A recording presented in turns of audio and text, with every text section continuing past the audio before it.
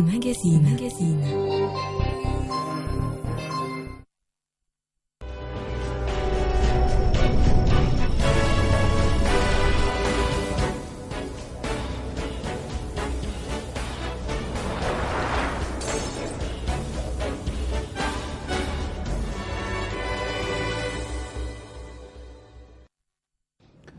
Vous avez pris l'habitude de nous suivre. Merci de votre fidélité. RDC Emploi, nous cheminons aujourd'hui comment entreprendre.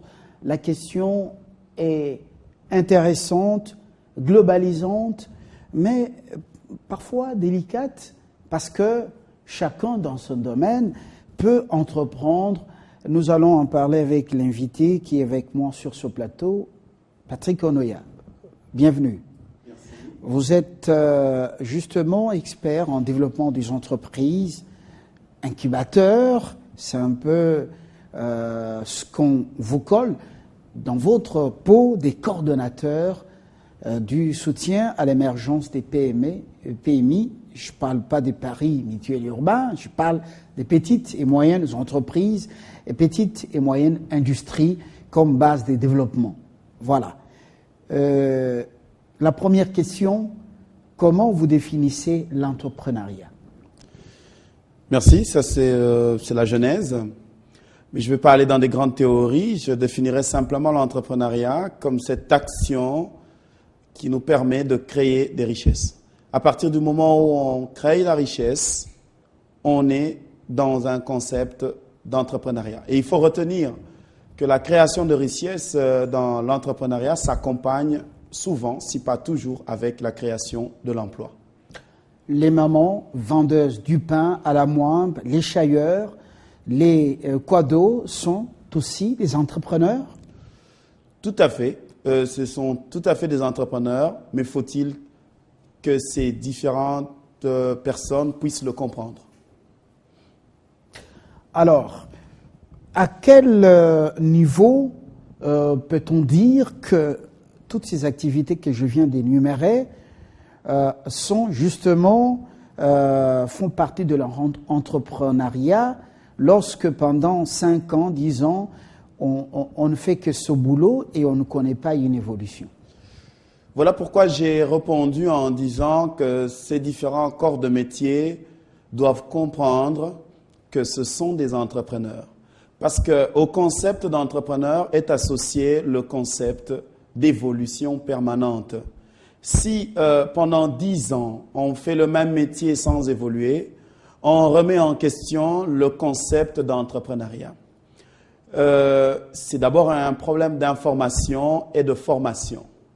Voilà pourquoi, en ma qualité de coordonnateur du CEPED, qui est le soutien à l'émergence des petites et moyennes entreprises et petites et moyennes industries base de développement, je reviendrai dessus pour dire que pour tous ceux qui font 10 ans le même métier et vendent du pain sans évoluer, je les invite à pouvoir faire une introspection et de comprendre que cela devrait évoluer.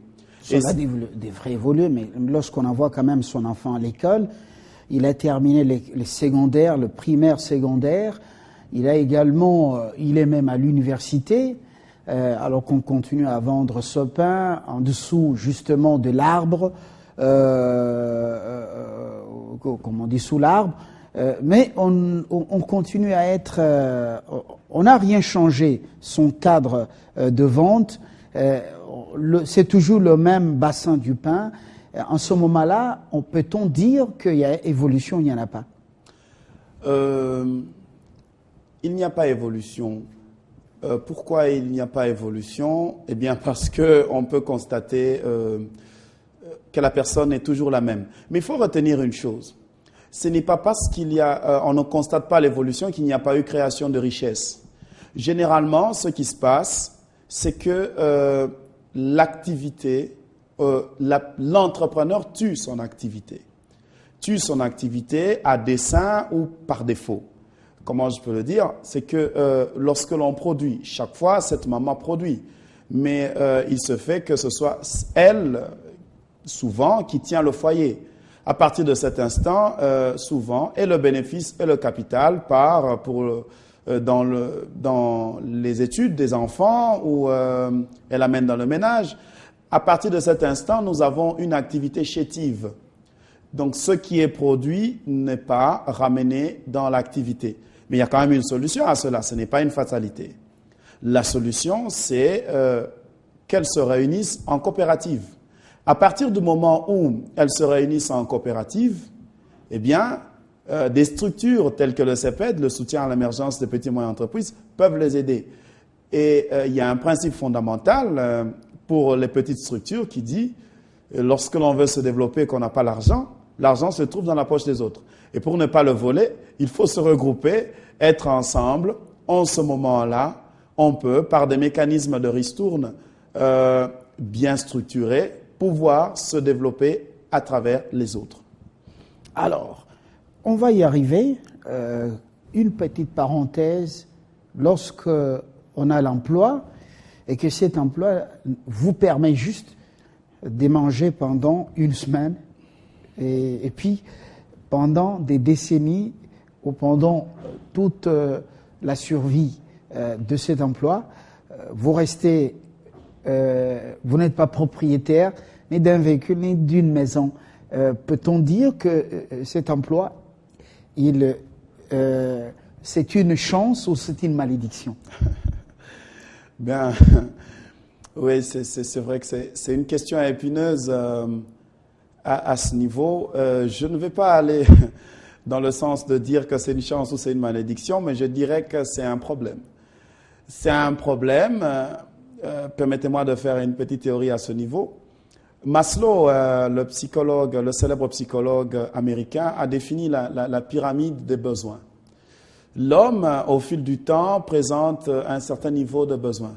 Mais si l'on travaille et que l'on est encore préoccupé aux problèmes primaires, les besoins primaires de l'homme sont des besoins physiologiques, c'est-à-dire le manger, le boire. Si on a 10 ans, 15, 20 ans de travail et qu'on est toujours préoccupé à ces besoins-là, il y a réellement un problème. Il y a réellement un problème qu'il faut résoudre. Comment le résoudre? La voie de sortie, c'est l'entrepreneuriat. Et entreprendre, à partir du moment, pour ceux qui me suivent, je dirais, à partir du moment où ils ne sont pas révoltés par leur situation, eh bien, qu'ils continuent dans leur emploi. Mais à partir du moment où ils sont révoltés, qu'ils sachent que dans leur sang, ils ont l'âme de l'entrepreneur. Et pour cela, il faut qu'ils saisissent une idée, qu'ils saisissent un métier qu'ils ont, qu'ils saisissent un projet. C'est le point de départ de l'entrepreneuriat. Très bien. Une parenthèse, mais qui nous ouvre la porte à ce qui nous intéresse, du moins pour aujourd'hui. Comment devient-on entrepreneur? Ça, c'est une très bonne question. Parce que les entrepreneurs qui ont réussi, on se pose la question comment ils ont fait. On devient entrepreneur à partir du moment où on décide de le devenir. Et on le devient à partir d'une idée. On ne peut pas devenir entrepreneur si on n'a pas une idée. On ne peut pas devenir entrepreneur à partir du moment où on n'a pas un projet, à partir du moment où on n'a pas un métier. On a son idée, on a son projet, ça c'est le premier pas. Deuxièmement, on doit le développer. On développe son idée. Un entrepreneur, je vais nuancer à ce niveau-là. Si vous voyez votre voisine qui va à Dubaï et qui ramène les pagnes, et que vous décidiez d'aller à Dubaï pour ramener des pagnes, si vous voulez exactement le faire comme votre voisine, sachez que vous ne le faites pas à la façon des entrepreneurs. Un entrepreneur, lorsqu'il développe son idée, il cherche l'originalité. Là, j'entre dans le concept de la création des marques. Un entrepreneur crée sa marque. Sa marque n'est pas simplement réservée... Ce n'est pas un papier avec en tête logo, établissement Coudivilla, établissement Madiakoko, ainsi de suite. C'est ça la marque? Ce n'est pas nécessairement cela. La marque, c'est ce qui te différencie de l'autre, ce qui crée l'originalité. Ça signifie que la maman qui vend le pain, s'ils sont deux, elle doit se poser la question, qu'est-ce qui me différencie de ma voisine? Ce qui la différencie de sa voisine, c'est ça, la marque. Et la marque, elle est très importante. Comme il y a des mamans à la cité qui vendent du pain, mais à la moimbe yaofélé, c'est-à-dire à la moimbe gratuite. Hein? Vous achetez le pain, mais on vous ajoute la moimbe gratuitement. C'est ça ce que vous pouvez appeler la marque? Eh bien, cher Fabien, nous descendons à la cité, dans la banlieue. Nous quittons un peu les salons UP de Kinshasa, de Gombe, voilà. Eh bien, cher Fabien, du point de vue pédagogique, vous venez de m'aider. Voilà. C'est exactement cela. C'est-à-dire réfléchir différent. Essayer de trouver quelque chose qui n'a jamais existé. Eh bien, dans le processus de la création de la marque, nous avons le concept de l'innovation. Essayez de faire quelque chose de différent. En quoi les gens peuvent se souvenir de vous? Pourquoi ce client peut dépasser ces 10 autres vendeurs qui vendent la même chose et doit s'arrêter chez vous? C'est le point de départ.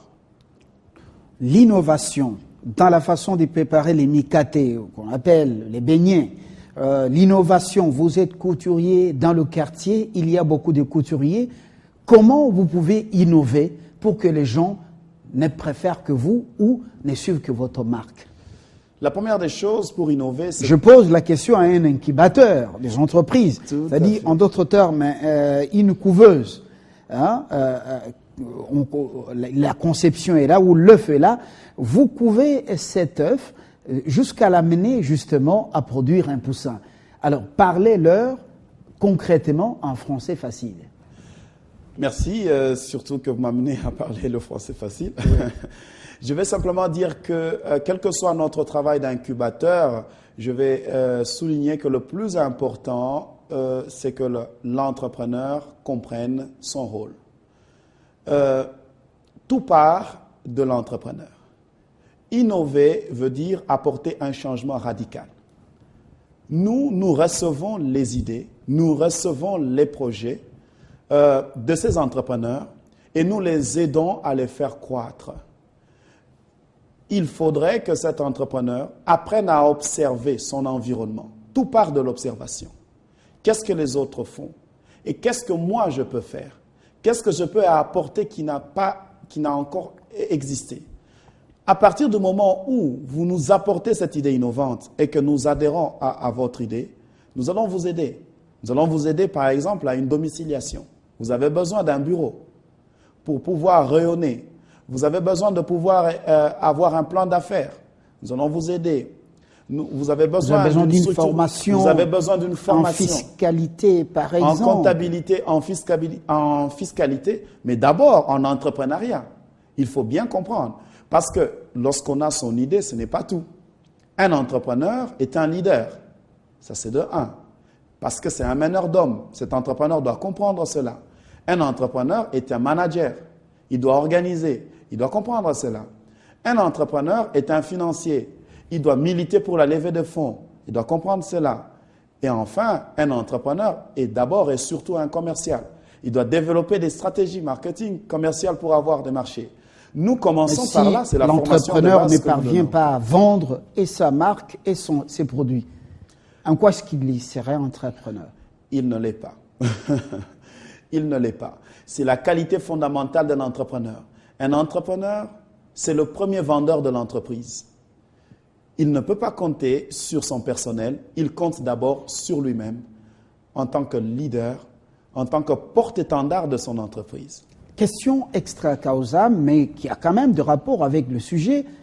J'ai suivi cet après-midi sur Radio France Internationale que les ambassadeurs de France devraient être également des vendeurs de la marque française. En d'autres termes, au-delà de leur statut d'ambassadeur, ils devraient bénéficier d'une formation, ils devraient être ceux qui vendent réellement français ailleurs ou dans leur pays d'accréditation, là où ils sont. C'est un changement de rôle d'ambassadeur au Quai d'Orsay, en pleine crise. Qu'est-ce que cela vous inspire? Eh bien, cela m'inspire. Je me place juste dans le contexte économique actuel, n'est-ce pas? Je dirais que ça ne m'étonne pas parce qu'à l'heure actuelle, en matière de diplomatie, depuis la crise financière mondiale de 2008, on a connu une migration de la diplomatie politique à la diplomatie économique. En d'autres termes, c'est juste l'application de ce nouveau concept en matière de diplomatie qui est appliqué au niveau de la France. Donc, beaucoup d'économie et je ne veux pas dire peu de politique, mais beaucoup plus d'économie. Ce n'est même pas simplement les ambassadeurs. Le président de la République est le premier entrepreneur du pays.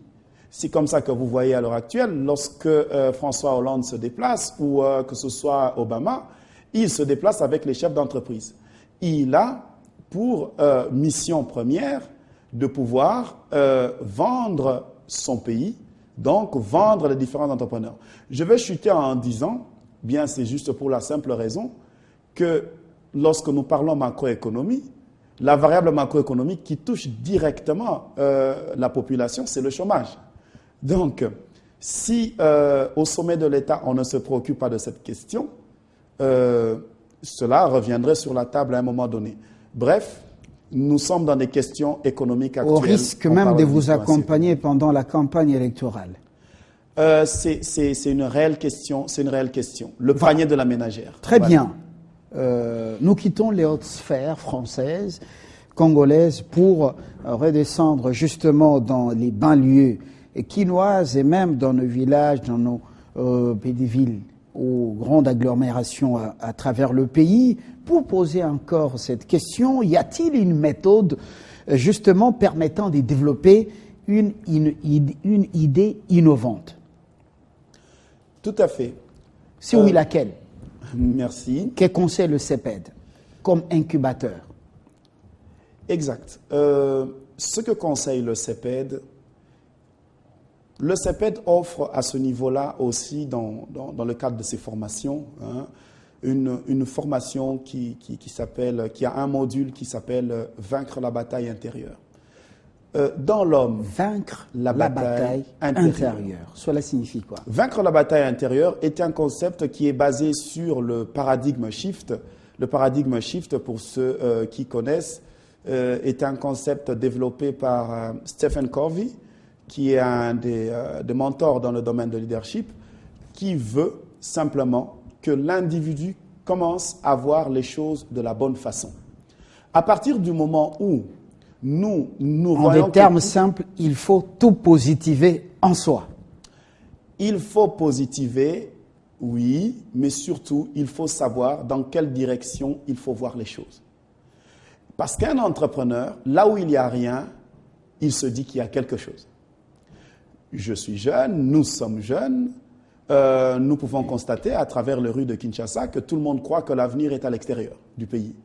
Pendant que les Indo-Pakistanais, les Libanais se disent que la vie est en RDC. Les Chinois sont même dans nos villages. La vie maintenant, est en RDC. Ils font l'argent. Je reviens de Mwanda, j'étais à Banana, c'est sur notre littoral.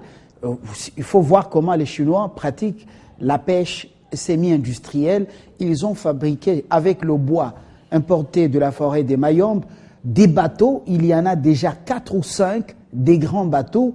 Ils pêchent sérieusement du poisson, et dans le fleuve, et dans l'océan. Une parenthèse, on y va. Exact, mais j'apprécie beaucoup parce que vos exemples m'aident.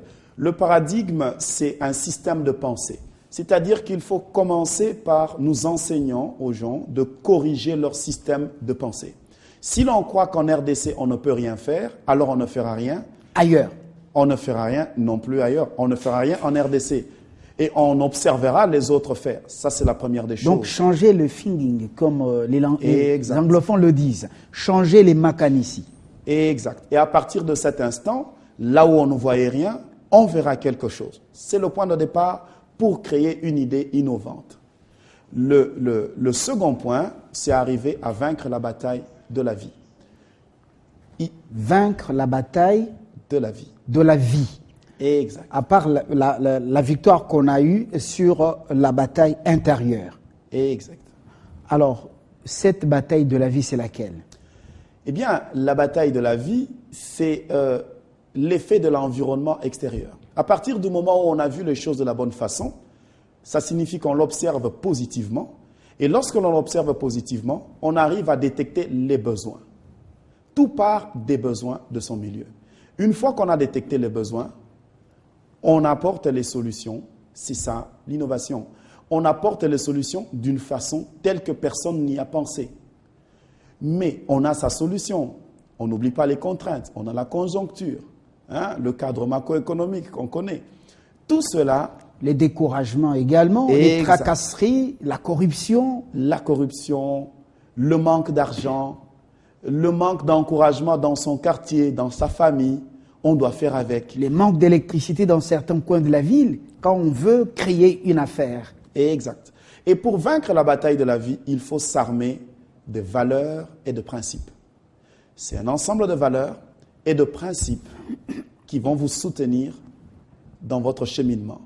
Je dirais, et là nous apprenons un grand principe du célèbre inventeur Thomas Edison qui dit « Le génie, c'est 1% d'inspiration et 99% de transpiration ». Tout entrepreneur doit se préparer à souffrir, à batailler dur pour arriver à vaincre.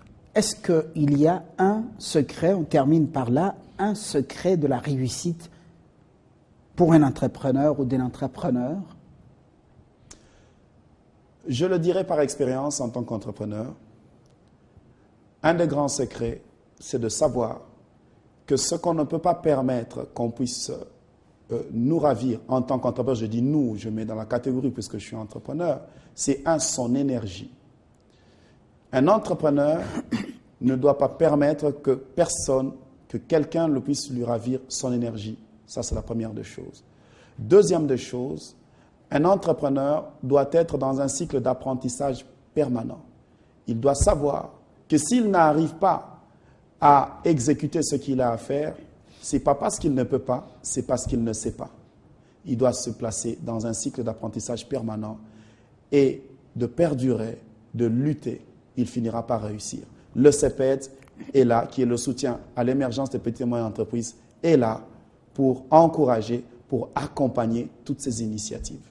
Merci Patrick. Le président de la République, qui est également président en exercice du COMESA, a mis un accent particulier sur justement l'accompagnement des PME et PMU dans l'espace qu'il dirige maintenant, particulièrement aussi en RDC. Le Premier ministre Goma l'a dit, il faut diversifier même l'économie congolaise. Et voilà ce qui explique aujourd'hui la naissance même du Fonds national des microfinances. Voilà ce qui explique l'accompagnement du CEPED. Voilà autant de raisons. Mais si des gens veulent vous contacter, comment est-ce qu'ils peuvent vous voir? Eh bien, ils peuvent nous appeler. Je ne sais pas si je peux donner le numéro auquel ils peuvent nous appeler. Vous avez dit l'immeuble l'immeuble Comexas. L'immeuble Comexas qui est situé non loin du Memling. Lorsque vous êtes au Memling, sur l'avenue Colonel Ebéa, en allant vers l'hôtel de ville, vous trouvez l'immeuble Comexas. Au deuxième niveau, vous nous trouvez. Pour des conseils lorsqu'on veut entreprendre. Merci Patrick.